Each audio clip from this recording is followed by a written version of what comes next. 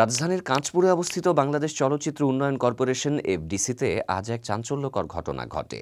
এক যুবক রামদা হাতে এফডিসির ভেতরে প্রবেশ করে ঢাকায় সিনেমার সুপারস্টার শাকিব খানকে খুঁজতে শুরু করেন।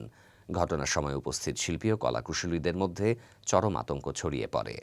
প্রত্যক্ষদর্শীদের বরাত দিয়ে জানা গেছে, দুপুর আনুমানিক 1টার দিকে এক তরুণ হঠাৎ রামদা হাতে এফডিসির মূল ফটক দিয়ে প্রবেশ করে।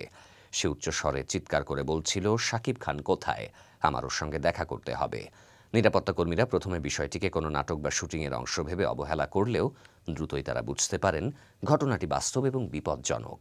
এফডিসি নিরাপত্তা কর্মীরা তাৎক্ষণিকভাবে পুলিশে খবর দেন এবং সাহসিকতার সঙ্গে ওই যুবককে নিবৃত্ত করার চেষ্টা করেন। পরে র্যাব ও ঢাকা মেট্রোপলিটন পুলিশের একটি দল এসে তাকে আটক করে। প্রাথমিকভাবে পুলিশ জানিয়েছে, আটক যুবকের নাম মোহাম্মদ রাকিব। তার মানসিক অবস্থা স্বাভাবিক নয় বলেও প্রাথমিকভাবে ধারণা করা হচ্ছে। তবে কী কারণে সে শাকিব খানের খোঁজে এভাবে ছুটে এসেছিল তা জানতে তাকে জিজ্ঞাসাবাদ করা হচ্ছে। ঘটনার পর এফডিসির পরিবেশ কিছু সময়ের জন্য থমকে যায়।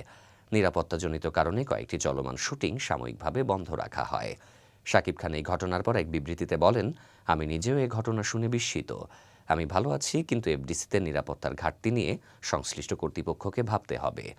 এফডিসির মহাপরিচালক মোহাম্মদ হাবিবুর রহমান বলেন, এটি খুবই দুঃখজনক এবং অপ্রত্যাশিত। ভবিষ্যতে এমন ঘটনা যেন আর না ঘটে, সেজন্য আমরা নিরাপত্তা ব্যবস্থা আরও জোরদার করছি। পুলিশ জানিয়েছে, এই ঘটনায় কোনো মামলা দায়েরের প্রস্তুতি চলছে। আটক যুবককে আদালতে হাজির করার পর নেওয়া হবে পরবর্তী ব্যবস্থা।